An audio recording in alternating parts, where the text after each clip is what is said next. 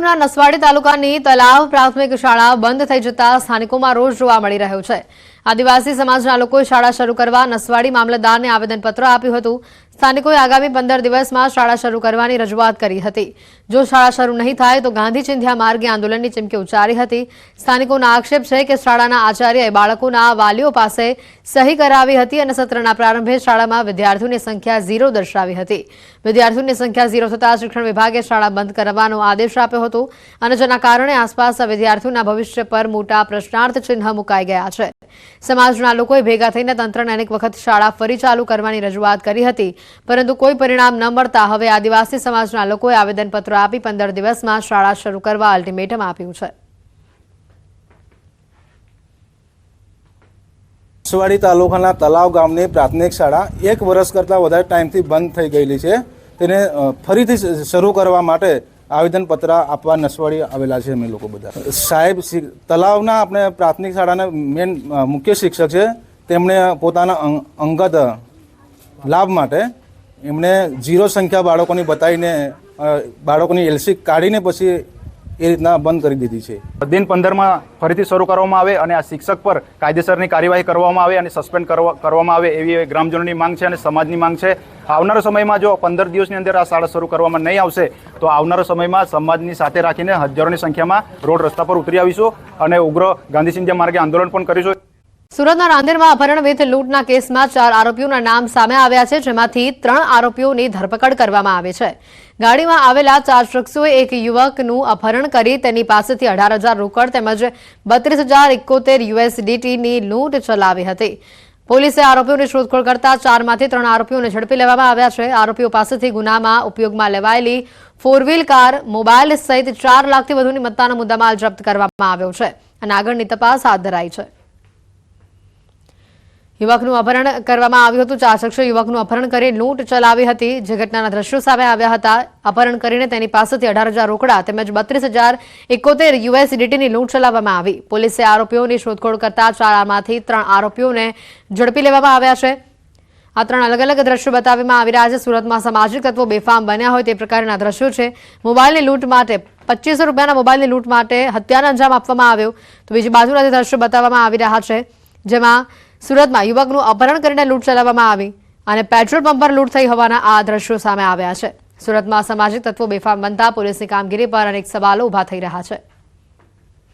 સુરતમાં લૂંટ વિથ મર્ડરની ઘટના સામે આવી છે। મોબાઈલ માટે યુવકની હત્યા કરી નાખવામાં આવી। કીમ નજીક કન્યાસી ગામમાં આ ઘટના બની। માત્ર 2500 રૂપિયાનો આ મોબાઈલ લૂંટવા માટે ચપ્પુના ઘા ઝીકી યુવકને પતાવી દેવામાં આવ્યો। લૂંટ વિથ મર્ડરની ઘટનાને અંજામ આપી 3 લોકો ફરાર થયા। કીમ પોલીસે લૂંટ વિથ મર્ડરનો ગુનો નોંધી આરોપીની શોધખોળ હાથ ધરી છે। 3 લૂંટારૂ આવેલા જેમણે સ્ટેબિંગ કરી અને 2 મોબાઈલ લૂંટી ગયેલા છે અને આ દરમિયાન સ્ટેબિંગ દરમિયાન પછી પાછળથી જ્યારે હોસ્પિટલાઇઝ કરેલા ત્યારે એક વિનોદ પિહાણ કરીને એક મરણજના જે છે એનું મરણ થઈ ગયેલું છે। બસ ડેપો ખાતે વિદ્યાર્થીઓની સગવડતાને લઈને પાસ કઢાવવા માટે 3 કાઉન્ટરો કાર્યરત કરવામાં આવ્યા છે। વિદ્યાર્થીઓને અગવડતા ન પડે અને સહેલાઈથી તેઓને પાસ મળી જાય તેના માટે ડેપો ખાતે વિશેષ વ્યવસ્થા કરવામાં આવી છે। વિદ્યાર્થીઓના પાસ કઢાવવા માટેના જરૂરી ડોક્યુમેન્ટનું લિસ્ટ પણ ડેપોના કાઉન્ટર પર મૂકવામાં આવ્યું છે। જો કે વિદ્યાર્થીઓ શાળામાંથી પોતાનો CTS નંબર મેળવી લેવાનો રહેશે અને જેથી વિદ્યાર્થીઓના ડેટા ઈ-પાસ સિસ્ટમમાં નાખવાથી સરળતા રહી શકે। આમ ડેપો સંચાલકના આયોજનથી વિદ્યાર્થીઓમાં ખુશી જોવા મળી રહી છે। જેમાં Bharuch city centre bus station ખાતે રેગ્યુલર 1 કાઉન્ટર ઉપરથી પાસ ઉપલબ્ધ થતો હતો, જે હાલ 3 કાઉન્ટર શરૂ કરવામાં આવેલા છે। એમાં બહેનો માટે એક અલાયદી લાઇનની વ્યવસ્થા કરવામાં આવેલી છે।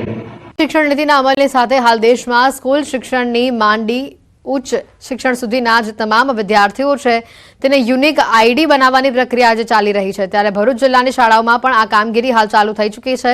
ઉચ્ચ શિક્ષણના વિદ્યાર્થીઓના ગત વર્ષથી academic bank of credit ID બન્યા બાદ હવે આ વર્ષથી અપાર આઈડી બનાવવાની પ્રક્રિયા શરૂ કરાઈ છે, જે હેઠળ ગુજરાત બોર્ડ હેઠળની તમામ માધ્યમિક ઉચ્ચતર માધ્યમિક સ્કૂલોના ધોરણ 9 થી 12ના તમામ વિદ્યાર્થીઓના અપાર આઈડી બનાવવા માટે આદેશ આપવામાં આવ્યો છે। વિદ્યાર્થીઓને તેઓના પરિણામો, સર્વગ્રાહી મૂલ્યાંકન, રિપોર્ટ કાર્ડ તેમજ ઓલિમ્પિયાડ, રમતગમત એવોર્ડ્સ, સ્કિલ ટ્રેનિંગ સહિતના વિવિધ પ્રકારના રેકોર્ડ્સને ડિજિટલી બનાવાશે। વિદ્યાર્થીઓ ઉચ્ચ શિક્ષણ માટે અને રોજગાર માટે આ ક્રેડિટ સ્કોરનો ઉપયોગ કરી શકશે છે. એક રાષ્ટ્ર એક વિદ્યાર્થી આઈડી એના ઉદ્દેશથી વિદ્યાર્થીઓની શૈક્ષણિક પ્રગતિ અને એઓની સહશૈક્ષણિક પ્રવૃત્તિઓની ઓળખને ટ્રેક કરવા માટે દરેક વિદ્યાર્થી માટે 12 ડિજિટના એક અપાર આઈડી ને જનરેટ કરવાનું સરકારે નક્કી કર્યું છે. અપાર આઈડી એટલે automated permanent academic account registry અપાર આઈડી એ બનાવવાનું થાય છે. દરેક શાળાઓમાં આ કાર્યવાહી અત્યારે હાલ ચાલી રહી છે. અભ્યાસ કરતી વિદ્યાર્થીની જેની ઉંમર છે 13 વર્ષની, એના જે સ્કૂલમાં અભ્યાસ કરે છે એ સ્કૂલના ટીચર છે એમની જો બાળકી ઉપર એમને બીભત્સ માંગણી કરેલ, છોકરીએ ના પાડતા એમની જોડે શારીરિક અડપડા કરેલ તે બાબતની ફરિયાદ આવતા આજરોજ ફરિયાદ નોંધી લઈ દાખલ કરવામાં આવેલ છે. શિક્ષણ જગતને શર્મસાર કરતી આ ઘટના સામે આવે. શિક્ષકે 9મા ધોરણની 13 વર્ષની વિદ્યાર્થીનીની છેડતી કરી. શાળાના ઓરડામાં લંપટ શિક્ષક સંજય પારેખે કિશોરી સાથે અડપલા કર્યા. શારીરિક અડપલા કરી ફોટો વાયરલ કરવાની ધમકી આપી પીડિતાના પિતાએ છોટાઉદેપુર પોલીસ મથકમાં ફરિયાદ નોંધાવી છે. 51 વર્ષનું સંજય પારેખ હાલ ફરાર હોવાની માહિતી છે.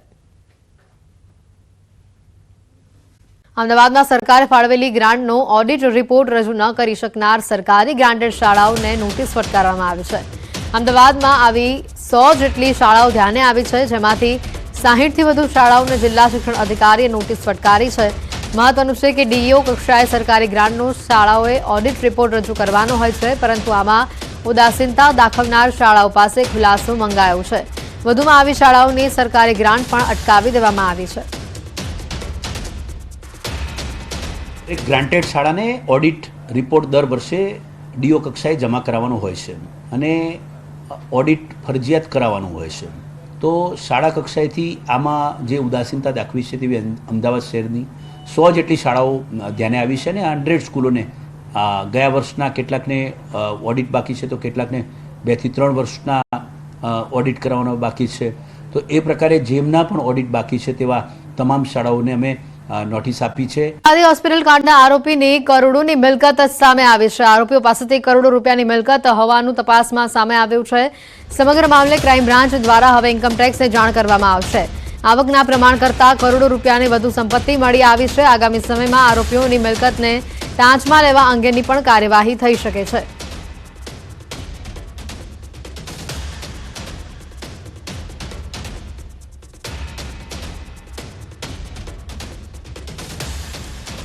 વધુ માહિતી મેળવીશું. ફોન લાઈન પર સંવાદદાતા ઋત્વિજ જોડા ચૂક્યા છે. ઋત્વિજ, જે રીતે જાતિકાંડના આરોપીઓને કોર્ટમાં રજૂ કરવામાં આવશે, કરોડોની સંપત્તિ તેઓના નામ પર હોવાનું સામે આવ્યું છે, વધુ માહિતી શું? જી, વાત કરીએ તો જે પ્રમાણે 5 આરોપીઓની ધરપકડ કરવામાં આવી હતી અને જે 5 આરોપીઓ છે તેની પૂછપરછની અંદર અનેક હકીકતો ક્રાઇમ બ્રાન્ચને હાથે લાગી છે. ઉપરાંત જે 5 આરોપીઓ છે તેને સાથે રાખીને જે હોસ્પિટલ પર સર્ચ કરવામાં આવ્યું હતું, તેમના ઘરે સર્ચ કરવામાં આવ્યું હતું, ત્યાંથી પણ કેટલાક મહત્વના પુરાવા છે તે ક્રાઇમ બ્રાન્ચને મળી આવ્યા છે. જોકે સૌથી મહત્વની બાબત તો એ છે કે જે આરોપીઓ છે તે આરોપીઓનો પગાર જોતા તેમની પાસેની જે મિલકત છે તે મિલકત અનેક ગણી હોવાનું સામે આવ્યું છે. એટલે કે તેમના પગાર કરતા જે મિલકતો છે તે મિલકતો વધારે પ્રમાણમાં હોવાનું સામે આવતા હવે આ સમગ્ર મામલે ઇન્કમટેક્સ છે તે ઇન્કમટેક્સને પણ જાણ કરવામાં આવશે.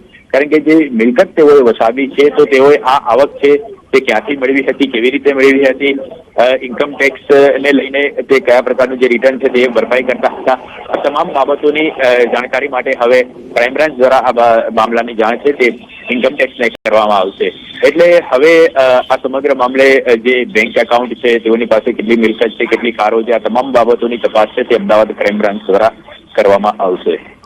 આભાર ઋત્વેશ માહિતી બદલ.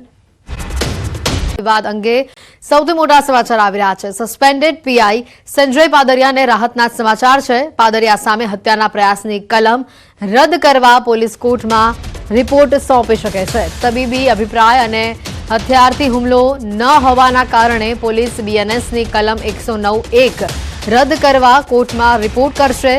કલમ રદ કરવા જરૂરી પુરાવાઓ એકત્રિત કરવામાં આવી રહ્યા છે. તો આ તરફ સસ્પેન્ડેડ પીઆઈ પાદરિયા સામે રાજકોટ બાર એસોસિએશનના ઠરાવ અંગે પણ આજે બાર એસોસિએશનની બેઠક મળી રહી છે. આક્ષેપ છે કે સભ્યોની જાણ બહાર જ પાદરિયાનો કેસ ન લડવાનો ઠરાવ કરાઈ દેવાયો હતો. હવે આ ઠરાવ સામે 100 વકીલો સહી કરીને રાજકોટ બાર એસોસિએશન અને બાર કાઉન્સિલ ઓફ ગુજરાતને પણ રજૂઆત કરશે. બોર્ડ મીટિંગ બોલાવ્યા વગર પાદરિયા વિરુદ્ધ ઠરાવ થતા અનેક તર્ક વિતર્કો સર્જાઈ રહ્યા છે. વધુ માહિતી મેળવીશું. ફોન લાઈન પર સંવાદદાતા અંકિત પોપટ જોડાઈ ચૂક્યા છે. અંકિત, વધુ માહિતી શું?